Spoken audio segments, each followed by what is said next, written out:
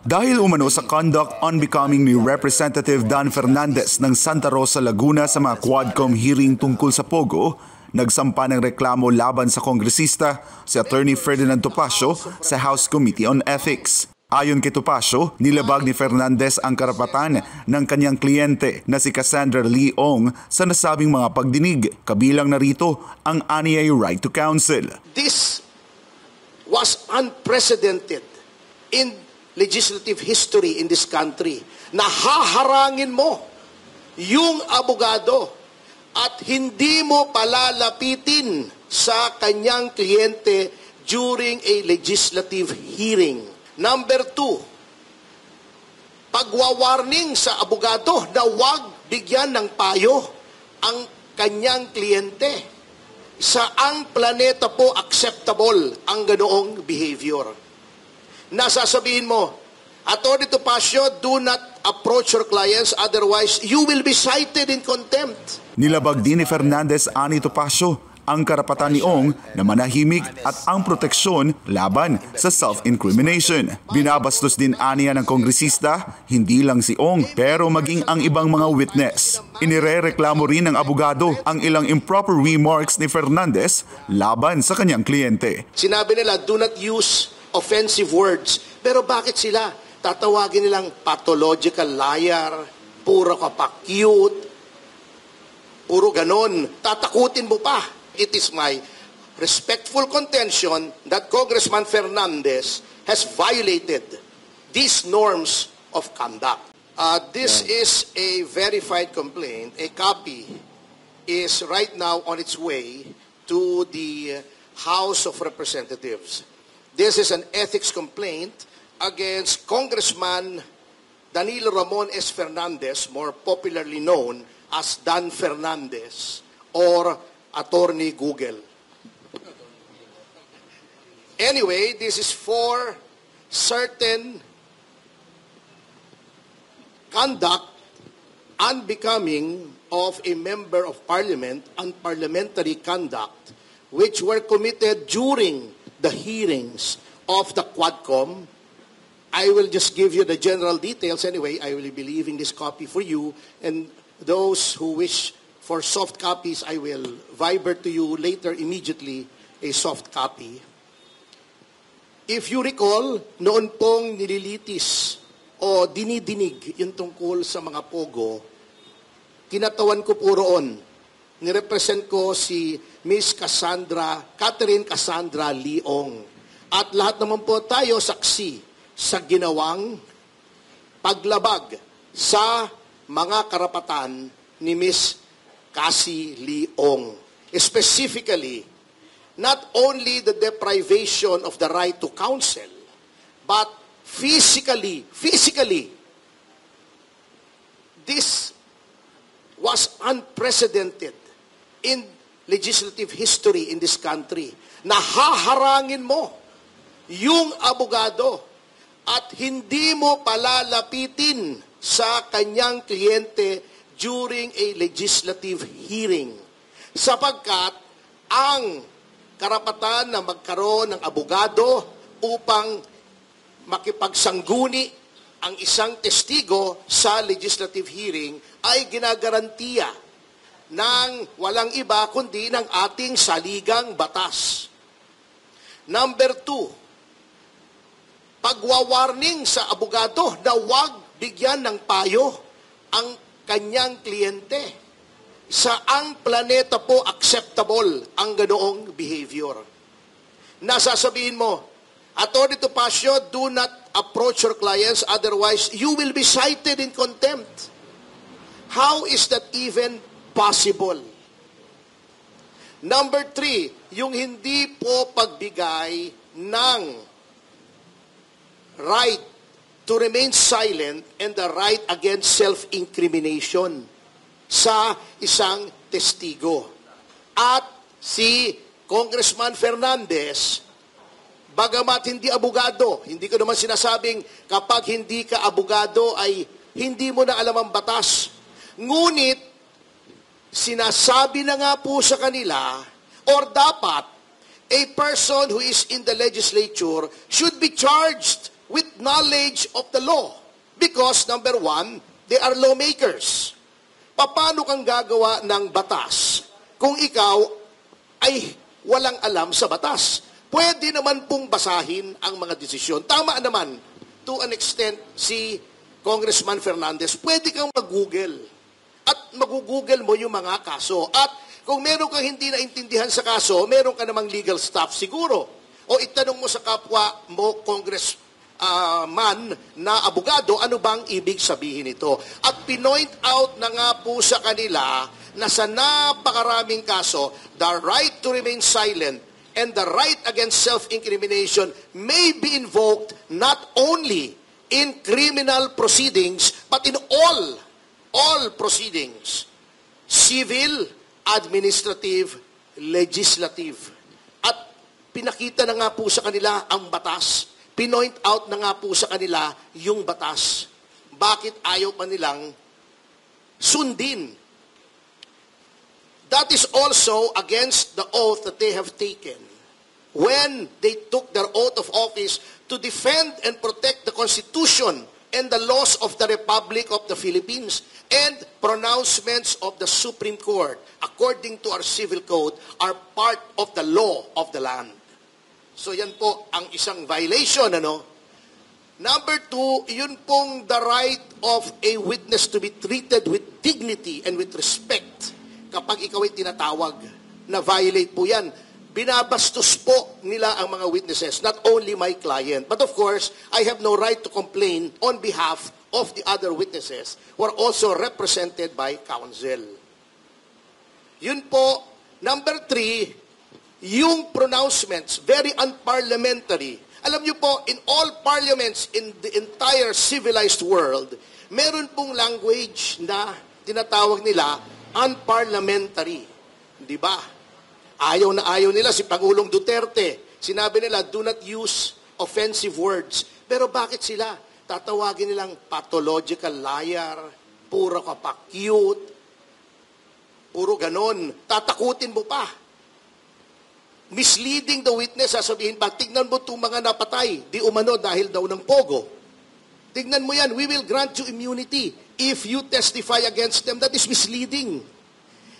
The legislature cannot grant immunity. It is only the prosecution in certain cases and the prosecution with the consent of the court in other cases that may grant immunity by way of making a witness, a state witness. It is not for the legislature to grant immunity. They can only grant transactional immunity, which I can explain later on, but they cannot grant complete immunity. So, pag samasamahin nyo yan, ayaw nilang pakausap sa abogado bago tatakutin nila para magsalita against her right to self-incrimination and against the right to remain silent. Pagkatapos, igagrant mo ng, papangakuan mo ng immunity na wala ka namang kapangyarihang ibigay. All of these are unparliamentary conduct. And nakalagay po, may rules of conduct, hindi lamang ang miyembro ng mababang kapulungan, kundi ang mga public officials on how they conduct themselves. And it is my respectful contention that Congressman Fernandez has violated these norms of conduct. Ngayon, bakit sa Ethics Committee? Kasi may nakalagay po sa ating konstitusyon na yung mga ginagawa po ng isang miyembro ng lehislatura, they can only be made liable, therefore, in no other place than the legislature. That's why may committee on ethics. They are supposed to police themselves. Now huli na po, bago tayo pumunta rito, and I feel this is also of equal importance in this case. Sasabihin nila, walang mangyayari dyan sa complaint mo kasi sila din yan eh. Si Congressman Espares ang head ng Committee on Ethics. Pagtatakpan lang nila yung sarili nila. Well, unang-una, I would like to give our lawmakers, at least the majority, the benefit of the doubt.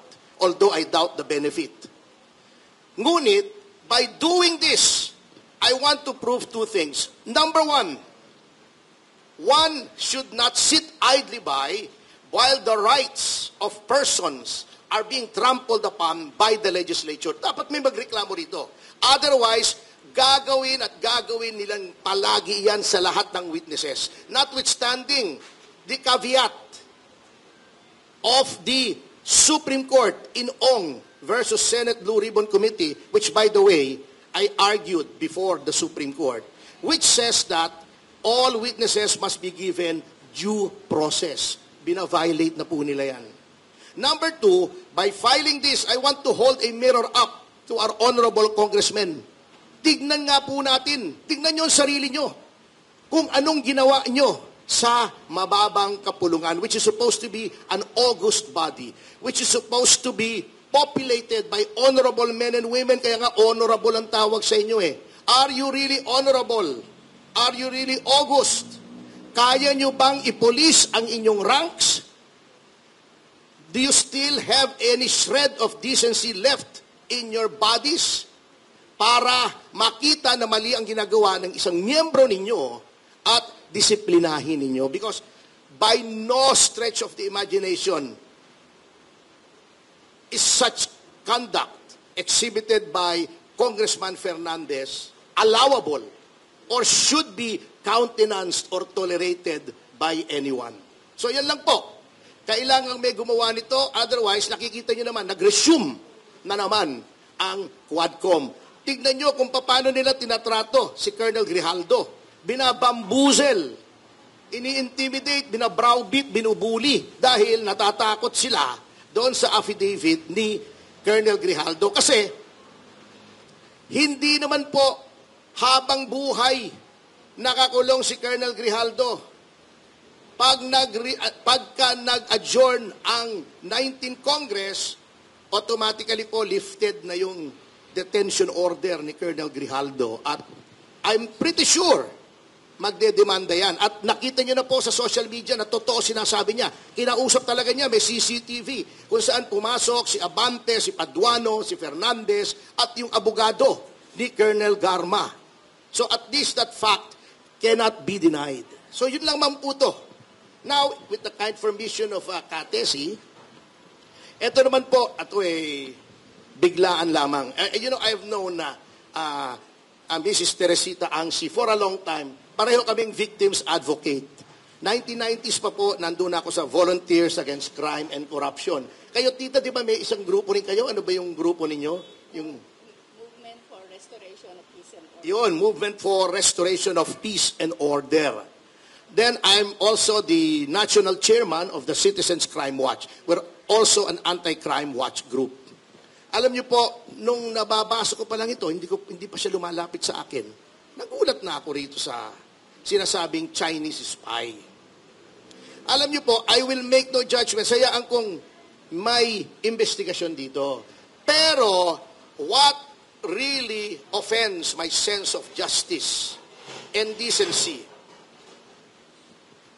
Padala yata ni Martin yun. What really offends my sense of justice and decency is that ni wala pang ang paglilitis, kahuhuli lamang, ni wala pang ang preliminary investigation on. Binansagan ng Chinese spy. Bakit ganon? What happened to due process? What happened to the presumption of innocence? What happened to the right to fair trial? Pinrejudice nyo na yung utak ng mga tao. Yan po ang hindi ko maintindihan. Why are certain sectors of government fostering xenophobia? Bakit? Kaaway natin ng China, may pinagtatalunan na teritoryo. Okay, fine. And I would be the last person to say na hindi dapat nating i-claim yung what is rightfully ours. Ngunit, this is not the way to do it.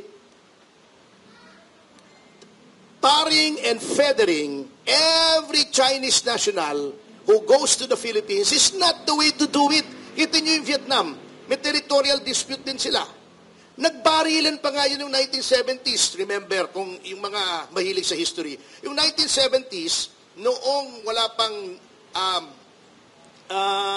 North Vietnam, yung North Vietnam, South Vietnam pa, hindi pa unified. At ang South Vietnam ay ally ng Amerika. Nagbarila na yung Navy ng China and Vietnam. At ito, and as an aside, at that time, the 7th Fleet was stationed off South Vietnam. Humingi ng tulong ang South Vietnamese Navy kasi nadadaig sila ng Chinese Navy. Hindi naman tumugon ang 7th Fleet. That is how reliable the Americans are as allies. Fact yan. I-google nyo. GMD. Google mo dan. I-google nyo yung battle na yan. Totoo po yan. Hindi ako nag-invento. Anyway, we can forcefully and assertively claim under international law our rights without making an enemy, a total enemy out of a nation or its people. Bakit ganon? Nahuli lang may equipment. Nagtanong din po ako Nagtanong din ako kung ano yung mga equipment na yun. That is road surveying equipment para sa autonomous or self-driving cars. Ngayon sinasabi nilang very accurate yun. Up to the last centimeter. Siyempre, self-driving car pag hindi accurate yun, di nabunggo yun. Ibig sabihin, maaari nag-i-spy siya. Maaari rin namang hindi. Ngunit, imbestigahan nyo muna, tingnan nyo muna, bago kayo magsalita, uy, may Chinese spy dito. The Chinese are spying on us. Talagang kinakalaban tayo ng China. And then, bakit? Bakit kahit consular officials hindi makadalaw? Tama yung sinabi ni Tito Tessie. Kung yan ay spy, ang usual diplomatic approach is deniability. Di ba? Di ba? Parang Mission Impossible. Pag kayo na-discover, hindi namin kayo kilala.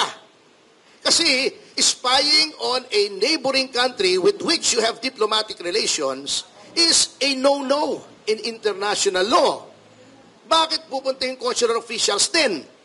Hindi mo papapasukin. That is anathema to our Constitution sa Bill of Rights na sinasabing torture, violence, incommunicado are prohibited. At wag nilang sasabihin Chinese yan. Because in the same way that our laws are applicable to those who visit or who sojourn to the Philippines, ganon din po applicable ang mga karapatan ng mga taong yun. Hindi lang po citizen ang may right. Basta nasa Pilipinas ka, yung konstitusyon, yung mga rights under the Constitution are applicable to you even if you're just a tourist or you have a working visa or you are a resident or kahit nga illegal alien ka, may rights ka pa rin bakit bina-violate? Yung Constitution. You know, that's the same thing that happened. Yung Believe It 19, if you recall, noon si De Lima. May tinanggal na mga bilanggo sa Believe It, nilipat sa NBI, ayaw pakausap sa pamilya kahit sa abogado. That's why we filed a petition for writ of amparo sa Court of Appeals and we were granted that because of the constitutional provision against incommunicado detention. That is the reason why tinutulungan ko po ito. Kaso nyo, yung mga ulalo dyan sa gobyerno, kapag tumutulong ka o nagsabi ka ng pabor na in favor of anything about the Chinese, abay, makapili ka na. Kung may red tagging, may makapili tagging ngayon Yung mga komentarista nagsasabing, wag naman ganyan, ugnayan tayo sa China to resolve the issue peacefully, hindi, makapili ka. Di ba? Yan ang common na sinasabi niyang si Tariela Makapili na makapili. This is not the way to do it. Especially if you are dealing with China, who is an economic superpower, and you are backed by an ally that is not reliable. Mag-iiba na po ang timpla niyan. Bakit ganun pa rin ang ating timpla pagdating sa China? All of this, bakit? Gigirahin ba natin ng China? Does anyone want war? Yung mga iba makapagsalita dyan, nakala mo ganun lang ang gera. Parang video game, hindi po ganun. In a war, everyone loses immediately from day one. Talo ng lahat. Why are we doing this? Why are we violating the rights of these people? Yan lamang naman po. I am a lawyer and therefore I'm an officer of the court. I have sworn to defend the rights of everyone. Everyone who is within, anyone who is within Philippine jurisdiction are subjected to certain rights. And as a lawyer, it is my bounden duty to defend that, whether she is someone who is hailed or summoned in the halls of Congress, or someone who is from China, not even my countryman, but who was arrested here. Kailangang ipagtanggol ko po yun. That's the only reason why I said yes immediately to Tita Tessie.